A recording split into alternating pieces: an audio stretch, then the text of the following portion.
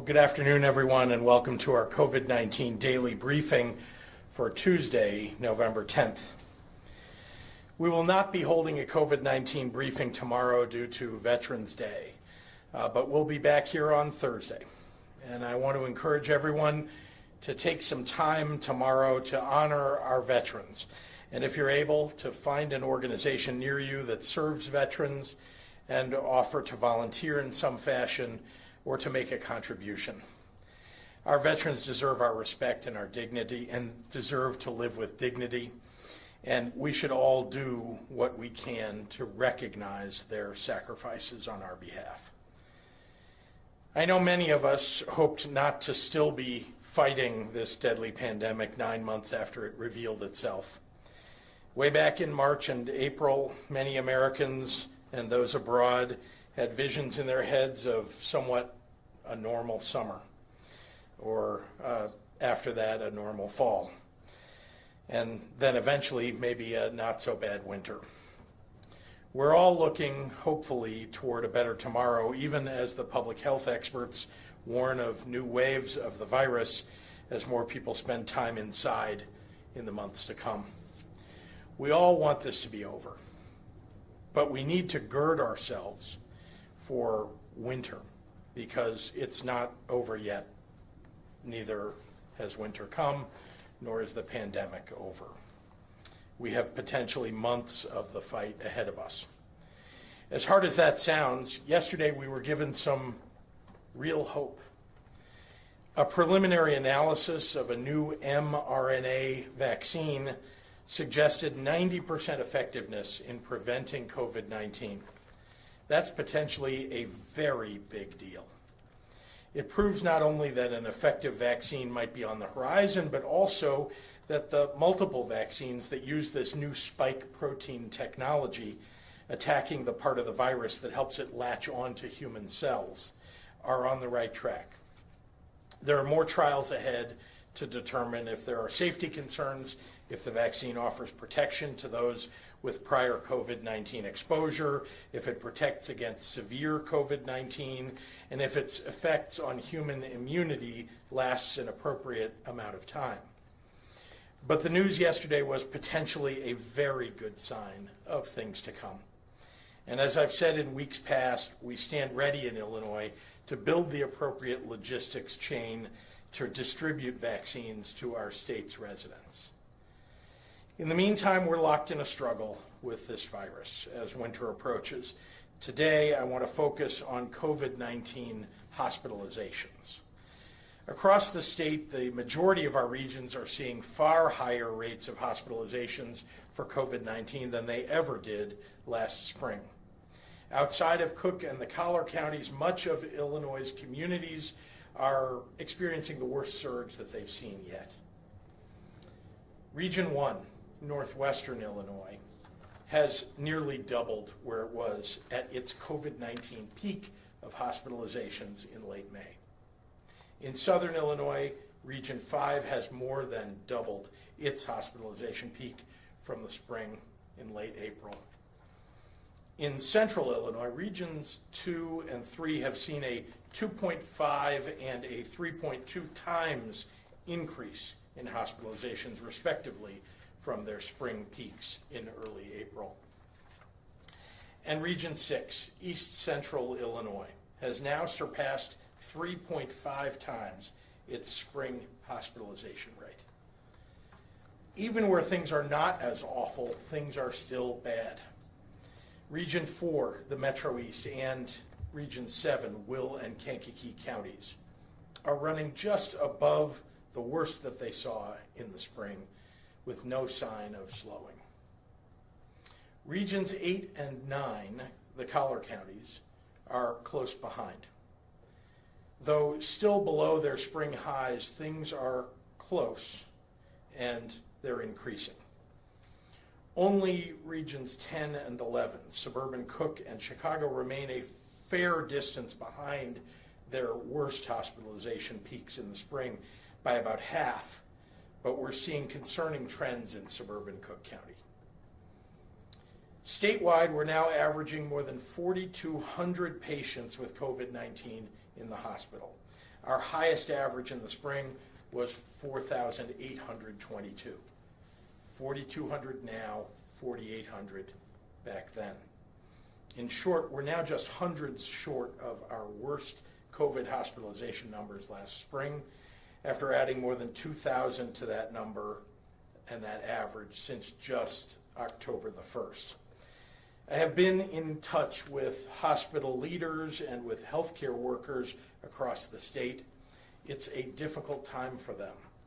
They're doing amazing work, but we must not let them become overrun. We're listening closely to them, and we'll do everything to protect them. They have a message for everyone listening. They implore you to make sure that everyone wears a mask and stops gathering with a large number of people in your homes. They need your help. We're not alone in this fight. The nation is in a precarious place right now in this pandemic, and just as other states here in the Midwest and across the nation are imposing stricter measures to keep people safe, we are too. As I said last week and yesterday, we're monitoring the numbers closely, and additional statewide action is possible. We're also continuing to make sure that testing is as accessible as possible in Illinois. And indeed, we remain one of the top testing states in the nation and the best testing state in the Midwest. To that end, I'm pleased to announce that we've surpassed a new milestone in Illinois. We've recorded more than 100,000 tests in the last 24 hours, our first day of testing in the 6 digits, making us one of the first states to do so and the first in the Midwest. We know there's a renewed demand for testing statewide as positivity rates rise, so we're making every effort to keep building out our testing infrastructure, and this is a critical milestone in that endeavor. But it's critical to remember that nothing makes a bigger difference in this pandemic than when a community decides to protect your own by wearing masks, by avoiding gatherings, by temporarily closing high-risk, high-exposure businesses until we get to a place where it's safer to open again. I know it feels like we've been at this a long time. The whole country, the whole world has. 9 months is a long time. But we can't let our guard down. Look at these numbers. More than 10,000 of our fellow Illinoisans are getting infected each day, and dozens are dying each day. There is light at the end of the pandemic tunnel, but we just don't know exactly when we will get there.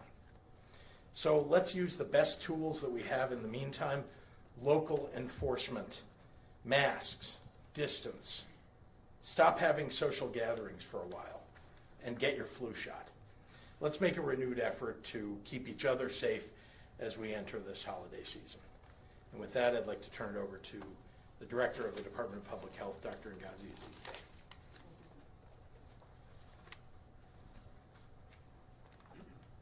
Good afternoon. Again, today reported an all-time high of newly identified COVID cases to the tune of 12,623. This brings our total number of cases in Illinois to 511,183. There were 79 new deaths reported for a total of 10,289 total lives lost to this deadly virus. Overnight, there were 4,742 people in the hospital with COVID-19. Of those, 911 were in the ICU and 399 were on ventilators. In the past 24 hours, again, as the governor mentioned, we had our first day over 100,000 tests being reported for a 24-hour period, which brings us to 8.5 million tests since the beginning of this pandemic.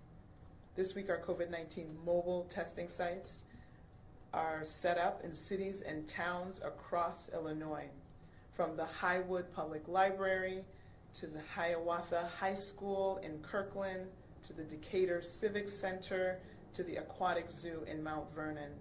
These and many other places are offering free COVID-19 tests, no appointment necessary.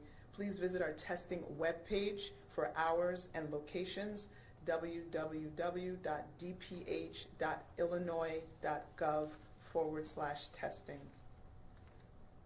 Early on in this pandemic, there were actually requirements to get tested at our testing sites for this novel virus. That was because supplies and testing capacity was limited. But now, fast forward to today, anyone who wants a test can show up at one of our drive-through sites. I heard that at our Aurora site, even before we opened, there were 400 people in line to get tested. I really want to commend you, Governor, because you really had your foot on the gas pedal all along, and were really pushing us to get to this day.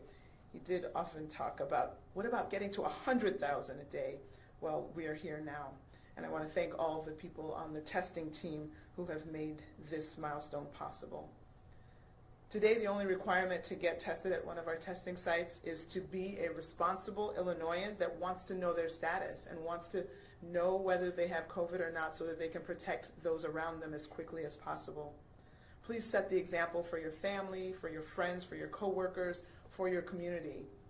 If you've never gotten a COVID test, unless you've been literally indoors in your home for the entire 9 months, it's good to get one.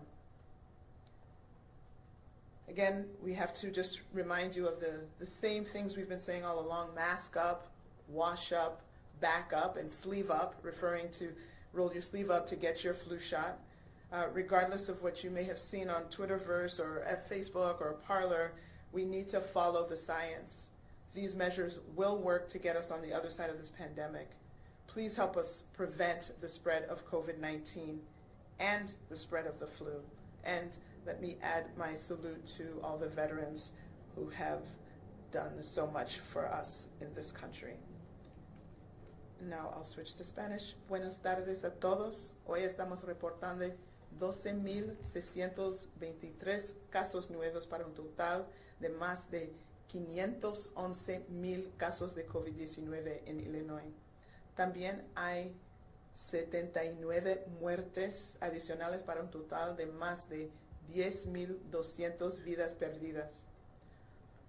4,742 personas estaban en la hospital durante la noche con COVID-19. De ellos, 911 pacientes estaban en la unidad de cuidados intensivos y 399 pacientes estaban en ventiladores. En las últimas 24 horas, más de 100,000 pruebas fueron hechas para un total de más de 8.5 millones de pruebas en Illinois. Esta semana nuestras unidades móviles de pruebas COVID-19 están visitando varias ciudades y pueblos de Illinois, en lugares como Highwood, Kirkland, Decatur y en el Mount Vernon. Estos y muchos otros lugares ofrecen pruebas de COVID-19 por gratis y no necesitas cita. Por seguro hay líneas, pero simplemente visite nuestra página de web de pruebas para conocer los horarios y locaciones: www.dph.illinois.gov/testing. Recuerde al principio de esta pandemia cuando había requisitos para hacerse la prueba de este nuevo virus. Los recursos y la capacidad eran limitados. Ahora cualquier persona que quiera una prueba puede hacerlo. Felicito al gobernador Pritzker por poner su pie en el acelerador para que Illinois expandía las pruebas para cada rincón del estado. Hoy el único requisito para hacerse la prueba de COVID-19 es ser una persona de Illinois responsable. Sea el ejemplo para su familia, sus amigos y su comunidad. Terminó con las mismas palabras, los 3 M's. Usa su máscara, mantenga tu distancia y lávese las manos. No importa lo que haya visto en Twitter o en Facebook. Estas acciones funcionan y ayudan a prevenir la propagación de este virus. Muchísimas gracias para su apoyo. And with that, I'll turn it back over to Governor Pritzker. Thank you, Dr. Zike. Happy to take questions.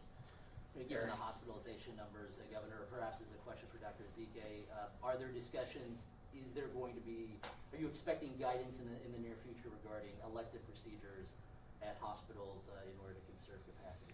We're watching those numbers very closely. It's one of the reasons that we talk to hospital leaders all the time. We want to make sure that we're, if we have to, that we're doing it at the proper moment, but that's not something that's right now needed. As you know, back in the spring, we did not know how fast things would move and to what peak. And so we, on the information that we had, we made decisions about elective surgeries. We also realized that there are things that get called elective surgeries that nevertheless are on the border of, are they necessary?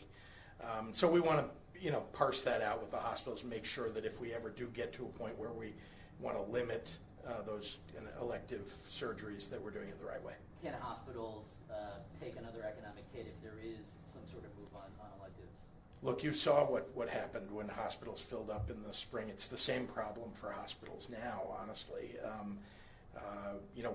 The answer is no. Hospitals, businesses, hospitals, we can't take these kinds of hits all the time, and particularly for preserving our hospital capacity, we need to make sure that our hospitals are strong. And so we're working very hard to make sure that they have the dollars that they need to keep doing what they're doing, and also working with the federal government to bring more dollars to the hospitals. Since the hospitalizations are going up, are you thinking about reopening McCormick Place or any of the 4 other hospitals that you turned into? It's always something in the background, Amy, that whether we should, whether we would need to reopen a facility like that. But right now, we don't see that. It's not something that's right on the horizon. But we have the plans for it. We've done it once. If we need to do it, we'll do it again. You've heard that we have one hospital anyway that is sort of in warm condition, I would call it, so that we could open that one. And then we have plans for going back to where we were if we needed to, but we're not there. All right, so I was going to say, is there any concern about a shortage of healthcare workers at this time? We're hearing from some hospitals there are sick calls, not because they're getting sick in the hospital, but getting infected through community spread. Is there a concern regarding staff? Always. I think the number one thing you hear from hospitals isn't so much do we have the space, it's do we have the staffing. And by the way, just like in the spring, when many, many states were suffering at the same time, and there was a demand for all of these workers in every state, it's very hard to get them when every state is looking for staff. There are staff that will move around from state to state that will, when you need them, but not if every state is demanding their services. So we're working with the hospitals, we're working with them because it's really their staffing efforts that we're trying to bolster. And you saw we made some adjustments in the spring to allow more people to get into the healthcare field, people coming back into the healthcare field who had retired, and we continue to offer that. So we've had 5 days in a row, 10,000 plus new cases, or BBM was reporting possible cases of COVID. And what are possible cases of COVID? And why are they being included in the total? I don't think they're not included. Yeah, the probable is. Probable. Yeah. Well, we've talked about that here before, right? What those cases are, yeah. Can you just reiterate, because people I'll let wanna... Dr. Zeke explain. Thank you.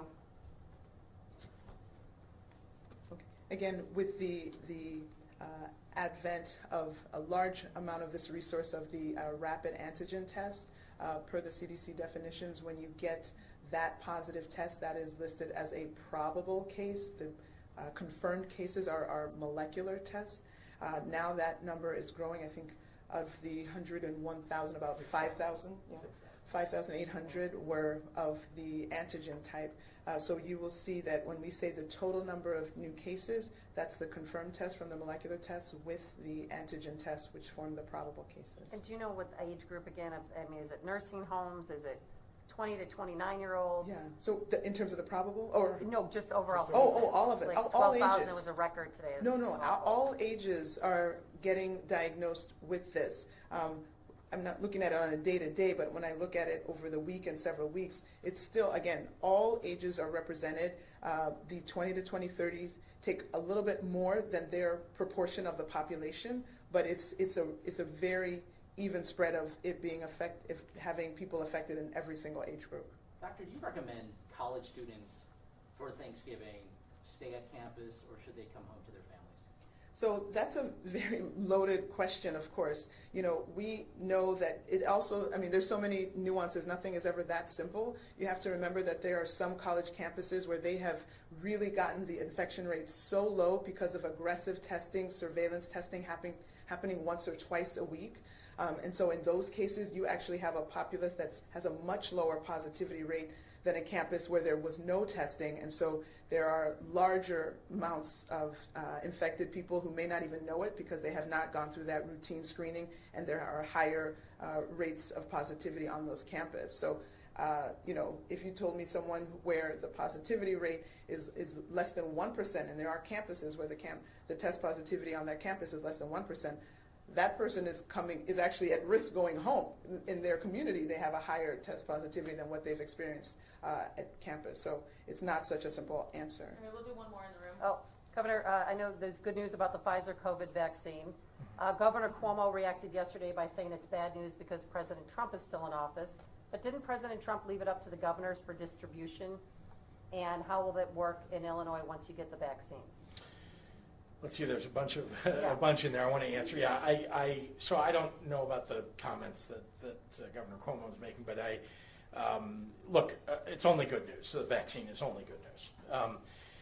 It's not, but as you know, and as I said in my remarks, it's still going to take some time here before it's been proved to be efficacious. It's been proved that, you know, this was one phase. It was preliminary data. There's another set of data that will come to Pfizer from their trials, blind, you know, trials, and they'll get that data, I think, in late November.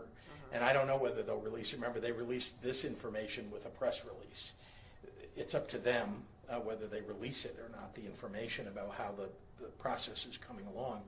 But obviously, we're all rooting for it. And it's not the only one. Moderna and a few others have the same type of vaccine, and that's a very important thing to take note of. The type of vaccine, this one is proving seemingly to be more effective, and so, you know, the fact that there are multiple companies developing things like that, and then you ask. But will you get the dosage and decide how it's distributed? Yes. So we've put, you know, first of all, we have a plan.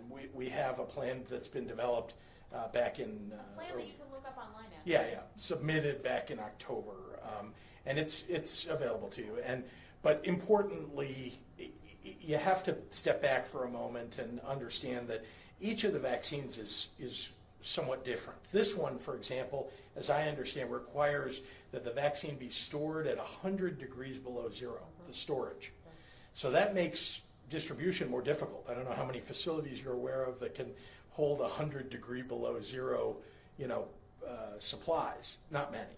And so we will need a lot of help from the federal government, there's no doubt about it, to deal with that problem. How do you store it? How do you ship it at 100 degrees below zero?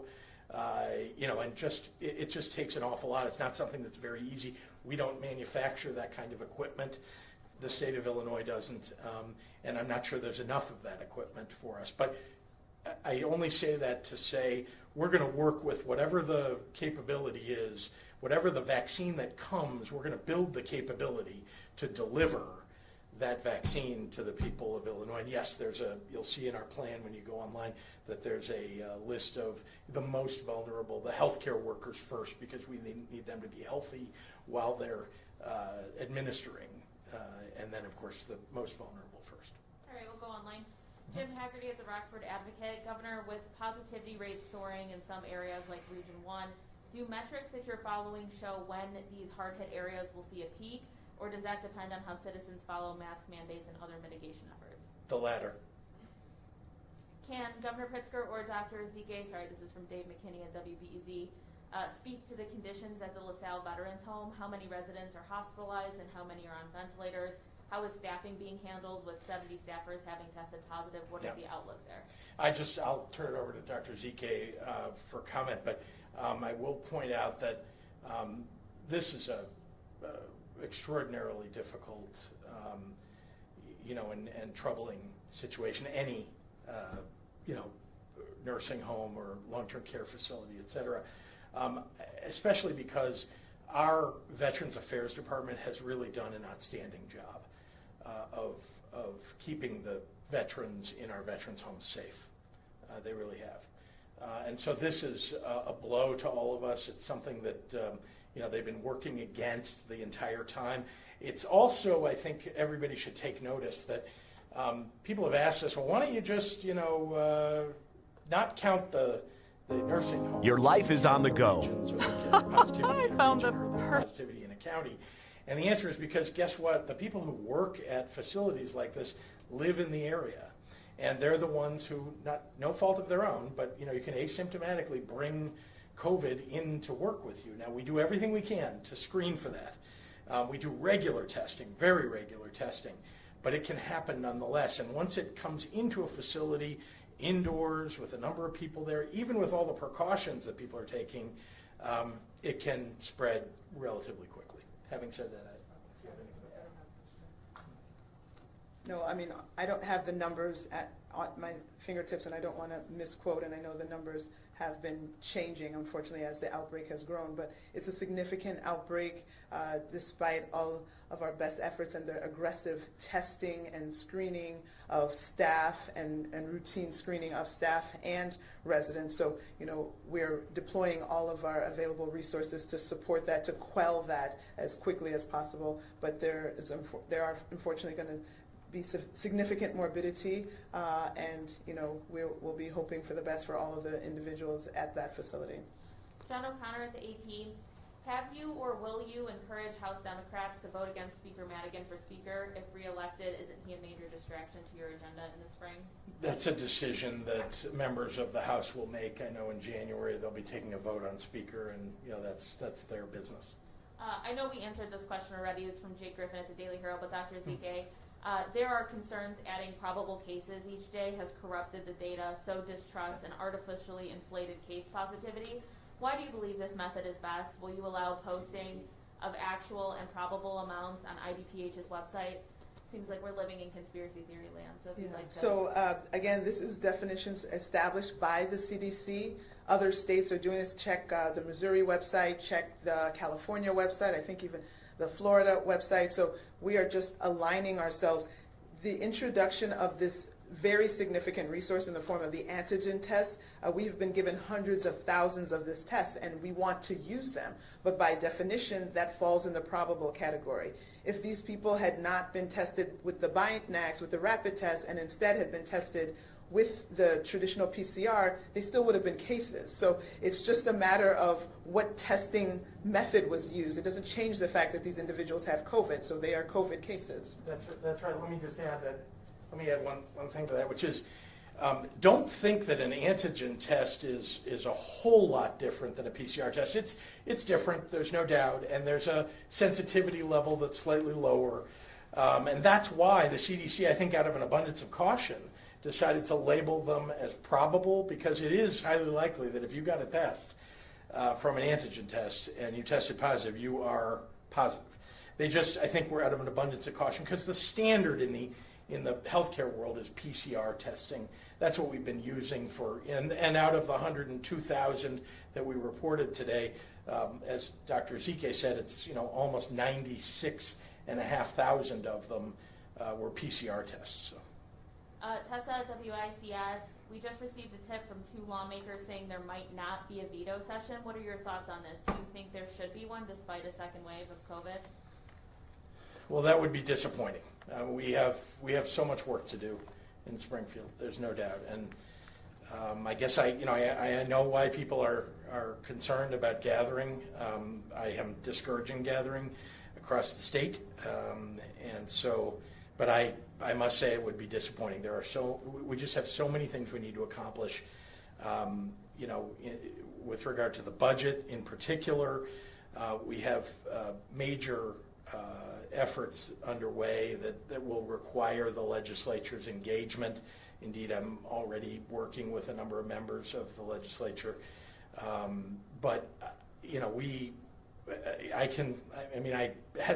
do not know whether they're going to not have a session, but again, it would be disappointing. Shruti at Bloomberg. What is driving the COVID resurgence in Illinois, and particularly its velocity in the last month? Is it simply non-compliance and virus fatigue, spillover from bordering states, home gatherings, restaurant and bars, or some other factor? I think you just named all of them. I think check. I mean, she's doing her homework. Let me say a couple of things. I read today that Iowa had 48% positivity. That means that, in theory, out of every 2 people you run into, one of them might have COVID. And Wisconsin is not very far behind that. Look, we're surrounded in many ways. We have a 13+% positivity, I believe, today, and that's terrible. It's not 48, but it's terrible. The other thing is, I think don't be fooled by just the case numbers. I mean, they're horrible. To say 12,000 people are infected is terrible. Take note that that we're doing more testing than almost any other state. I mean, at 100,000 tests, you're going to reveal more. If you didn't do any tests in Illinois, you still would have thousands and thousands, more than 10,000 clearly, of people who are infected. If you could test everybody in the same day, you probably would find more than 12,000 people who test positive. And so I think, having said all that, these numbers are awful. Positivity rate is going the wrong direction. I think that's just as important as any other number we say to you is what direction is this headed and how fast is it heading in that direction? Jim Leach at WNIY, are there projections for when hospitals around the state might reach bed and or ICU capacity, and what are the contingency plans? The same contingency plan. I mean, we have similar contingency plans that we worked out in the spring. The difference is we've had months to shore them up, make sure that they're the right way to do it, that we can do it in an effective and relatively quick fashion. There are. I mean, it depends on how fast the numbers rise. And right now, they're rising at a linear rate, but they're on the cusp of going exponential. It's hard to tell when or if that would happen, and that's why we need everybody to please help us out. Help yourself out. Wear a mask, like everybody in this room, and encourage everybody to wear a mask. It really is hugely important that you do that when you're with other people. A.D. Quigg at Cranes, between the fair tax gap and COVID's impact, how quickly do you think the General Assembly needs to act to tweak the budget, and what conversations have you had with the 4 tops about veto session? So we have a meeting that's coming up. I have worked diligently, and we're going to need the General Assembly to step in here. There's a limited amount that the administration can do on its own. We're going to do all of that, and we need to make some significant cuts, and we need to look at the size of the budget deficit and to think about their trajectory going forward. And so those are all conversations that are happening now. Jamie Monks at the Tribune, you've said you'll take away liquor and gaming licenses if businesses don't comply with your orders. As some restaurants continue indoor service, have you considered directing local health departments to pull food certificates as an enforcement measure? Why or why not? And that'll be our last one. Oh, sure. And you've heard me talk about it, enforcement, I don't know, just about every day. And local public health departments do have some ability to remove licenses.